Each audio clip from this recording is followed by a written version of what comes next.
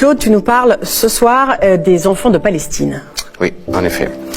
Les autorités israéliennes semblent être en guerre contre des enfants. Je répète, des enfants. Certains ont 12 ans, d'autres 15, 16 ou 17 ans. À bien des égards, à 15, 16 ou 17 ans, on est encore un enfant. Selon l'organisation humanitaire Defense for Children International Palestine, en 2017, 14 enfants palestiniens ont été tués par l'armée israélienne. Près de 300 croupissent en prison et 11 d'entre eux sont à l'isolement. En 2012, le quotidien britannique The Guardian a écrit que chaque année, entre 500 et 700 enfants palestiniens sont arrêtés et jugés par les autorités israéliennes. Ceux qui finissent en prison sont soumis à des pratiques qu'on ne peut décrire que comme de la torture psychologique.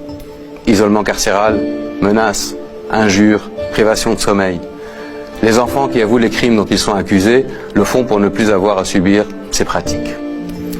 Je vous présente Dima El-Wawi. Elle avait 12 ans quand elle a été arrêtée. 12 ans. Regardez son visage. Le jour de sa libération, il y a près de 2 ans. Regardez ses yeux. Aucun enfant au monde ne devrait avoir ce regard. Malheureusement, la violence contre les enfants palestiniens ne s'arrête pas au traitement qu'ils subissent en prison.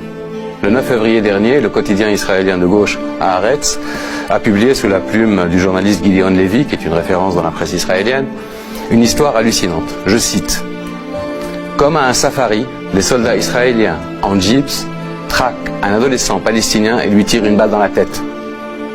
Il est difficile de croire qu'un tel acte barbare puisse avoir lieu au XXIe siècle dans un pays qui se prétend être la seule démocratie du Moyen-Orient, par une armée dont certains osent dire encore qu'elle est la plus morale du monde.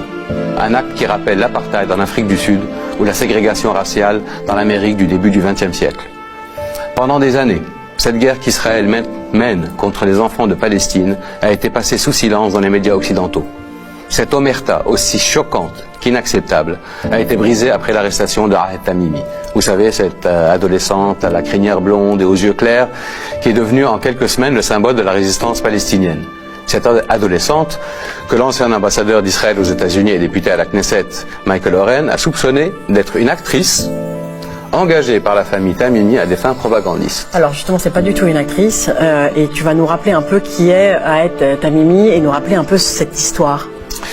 Le 15 décembre 2017, à Nabi Saleh, près de Ramallah, en Cisjordanie occupée, Mohamed Tamimi, un enfant palestinien de 15 ans, a reçu en plein visage une balle en caoutchouc tirée à bout portant par l'armée israélienne. Il a été défiguré. Sa cousine, Ahed Tamimi, 16 ans, a manifesté sa colère en giflant un soldat israélien.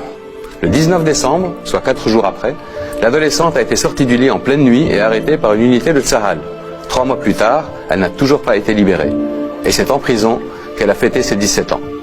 Son procès devant un tribunal militaire s'est ouvert le 13 février et se déroulera en huis clos. Elle risque 7 ans de prison. Paradoxalement, Yifat Al-Kobi, une femme de la colonie de Hébron, a elle aussi giflé un soldat israélien, mais malgré des antécédents violents, elle n'a pas passé une seule nuit en prison. Curieuse justice, vous ne trouvez pas ?